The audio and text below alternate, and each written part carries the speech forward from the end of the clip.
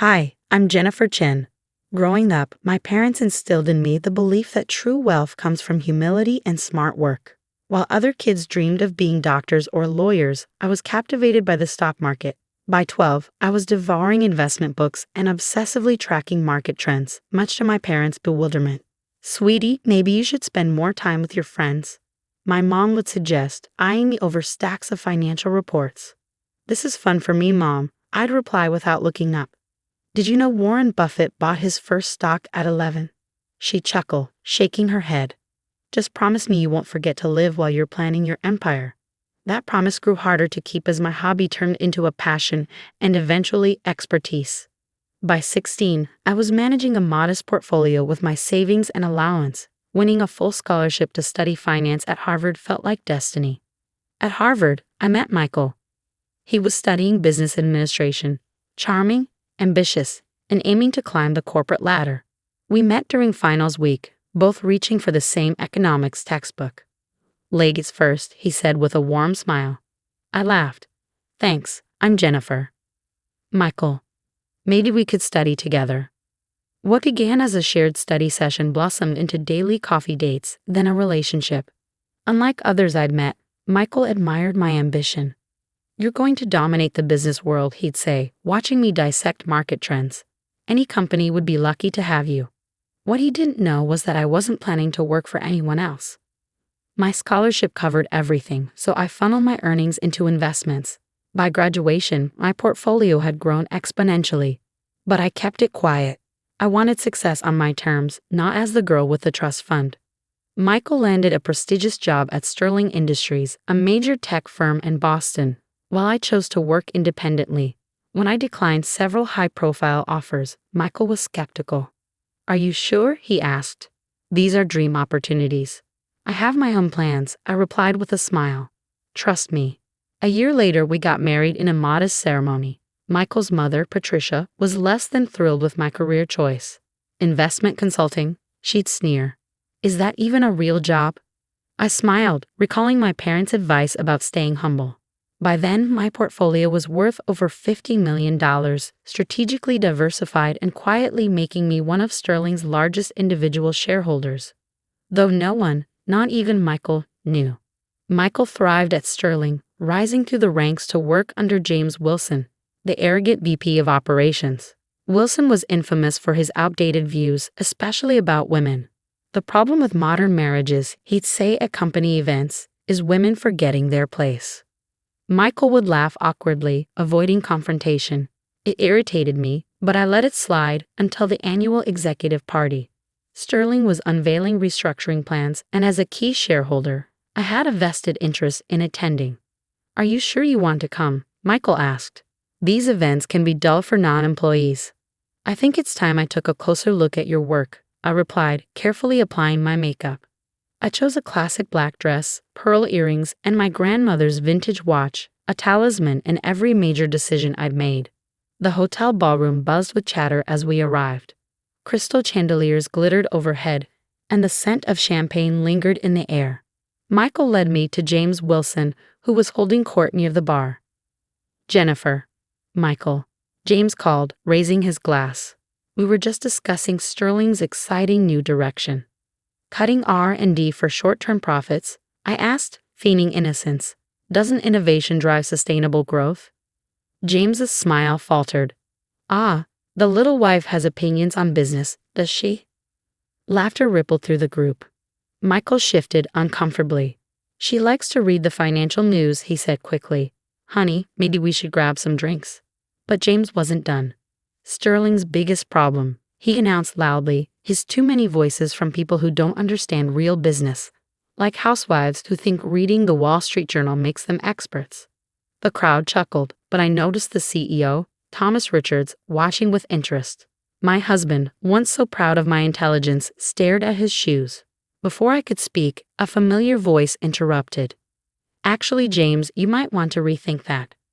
Sarah Martinez, my private banker and confidant, stepped forward, her smile sharp. Should I explain, Jennifer, or would you like to? James's smug expression faltered. What's going on here? I straightened, feeling my grandmother's watch against my wrist. The time had come. Since you're so concerned about shareholder value, James, I said, my voice calm, perhaps we should discuss the report I'm presenting at Monday's board meeting, the one outlining why your restructuring plan will fail. James turned crimson. Board meeting. What are you talking about? CEO Richards stepped forward, his expression thoughtful. Jennifer Chen, JC Holdings. I knew the name sounded familiar. I smiled. Surprise. Strategic anonymity can be a powerful tool. What's going on? Michael whispered, his face pale and voice trembling. Sarah stepped forward, her tone cutting through the silence. Your wife, she announced to the room, owns 51% of Sterling Industries shares. And no, she doesn't spend her days shopping. The silence hung for a moment before chaos erupted. James Wilson's face turned a vivid red, cycling through shades I didn't know were possible. Michael looked as though he might faint. This is absurd, James sputtered. There must be some mistake. Sarah, ever composed, tapped on her tablet. I can show you the documentation if you'd like. I have all the records right here. CEO Richards stepped forward, a slight smile tugging at the corners of his mouth. That won't be necessary, Sarah. I've suspected as much for some time. The board has been impressed with Mrs. Chen's insights and recommendations for years. James turned to him, stunned. You knew. Of course, Richards replied smoothly. Why do you think your restructuring plan hasn't been approved? Mrs. Chen raised significant objections. Michael finally found his voice, though it wavered. Jennifer. How? When? I met his wide-eyed gaze. Perhaps we should continue this conversation somewhere more private, I suggested, glancing at the growing crowd of onlookers. My office is just upstairs, Richards offered. Shall we? The elevator ride was oppressively silent. Michael alternated between glancing at me and staring at the floor, while James seethed. Sarah, steady as ever, stood by my side, a quiet but unwavering presence. Richard's office was expansive, with panoramic views of the Boston skyline. As we took our seats, James immediately claimed the chair nearest Richard's desk, as if proximity could restore his authority. Well, Richards began, leaning back in his chair, this has been an eventful evening. Eventful? James exploded. This is outrageous. She can't possibly. She can and does. Sarah interrupted, laying documents on the desk. Jennifer Chen, through carefully managed investment vehicles, controls 51% of Sterling Industries. She's been building her position over the past 5 years. Michael's expression morphed from confusion to hurt. 5 years?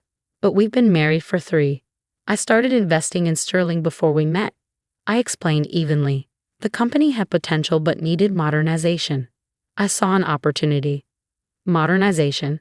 James sneered. Yes, James, I replied calmly. Modernization.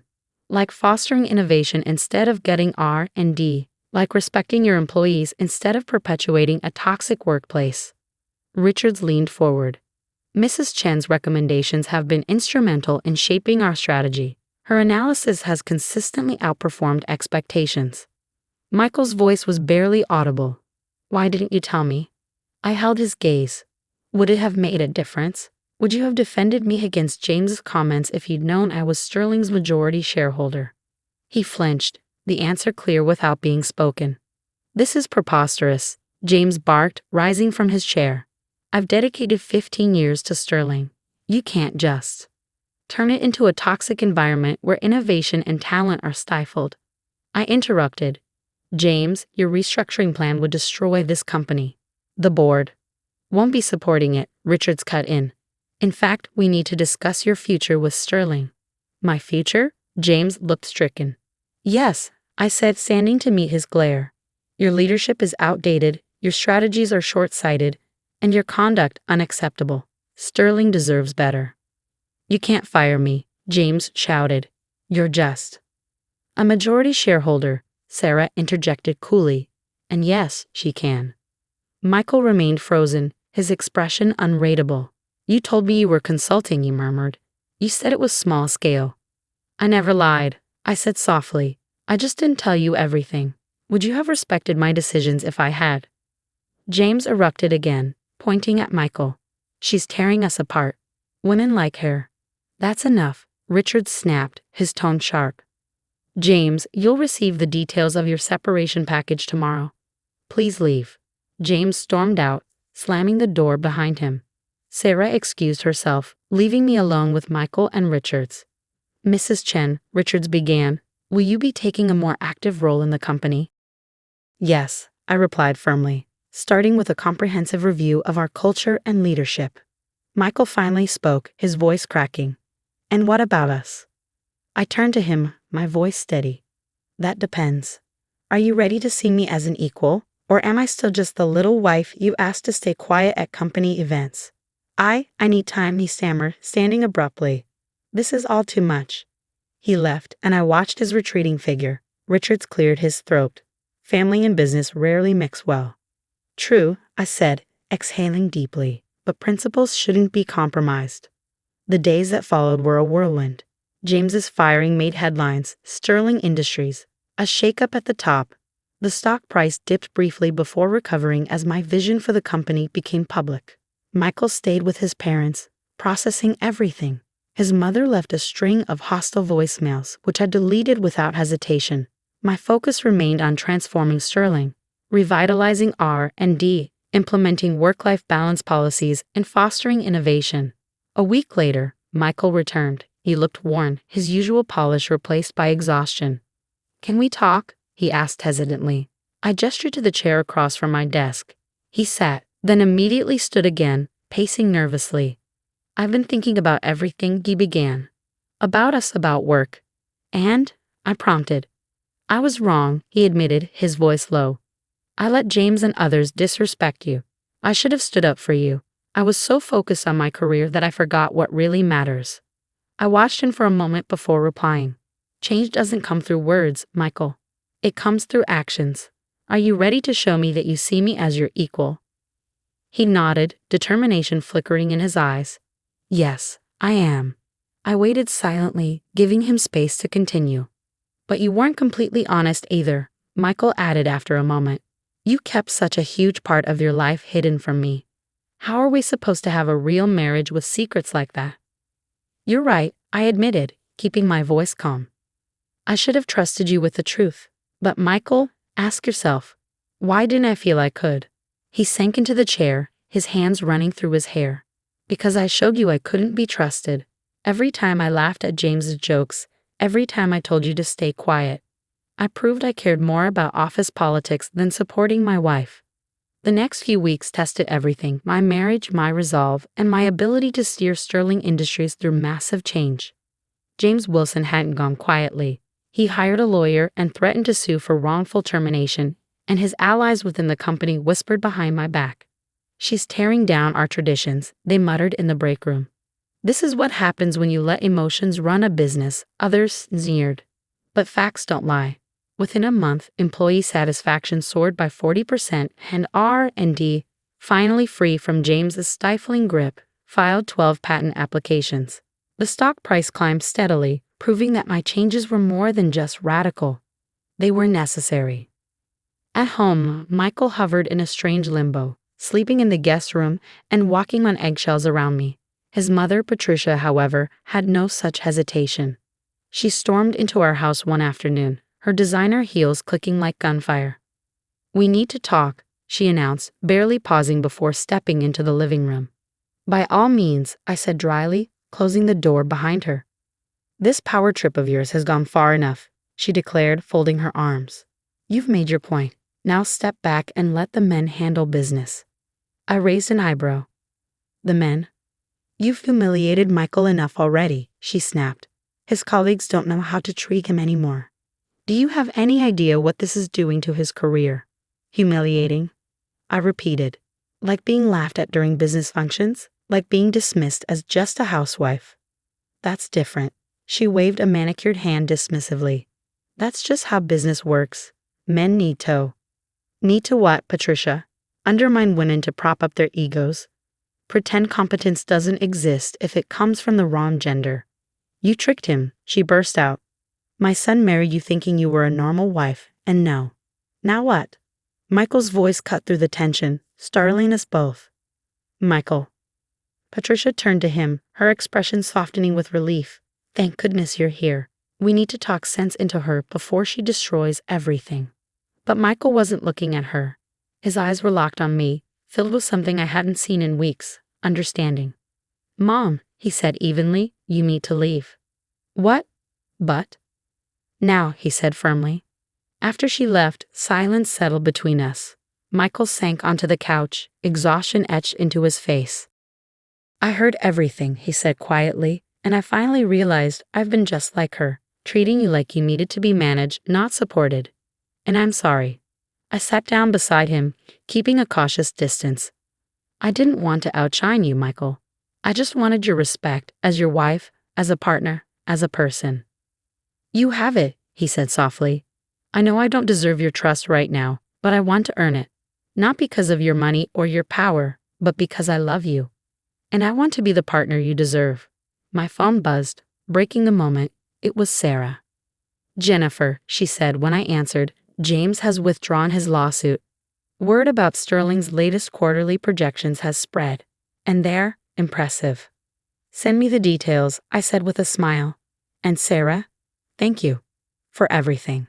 When I hung up, Michael asked, good news. James is backing down. I confirmed. It seems success really is the best revenge. Michael nodded thoughtfully. What happens now? With Sterling and with us. Sterling will keep evolving, I replied. We're rolling out a new parental leave policy and launching a mentorship program for women in tech next month. And us? He asked, his voice hesitant. I took a deep breath. That depends. Are you ready for a marriage of equals? Really ready? I'd like to try, he said, a small smile tugging at his lips. Starting with moving out of the guest room, if you're okay with that. It's killing my back. I laughed, surprising myself. We'll need couples counseling, and you'll have to stand up to your mother. Done, he said, grinning. Though maybe we should have dinner with her next week. I'd love to see her face when you explain your women's leadership initiative. For the first time in weeks, I felt real hope for our future.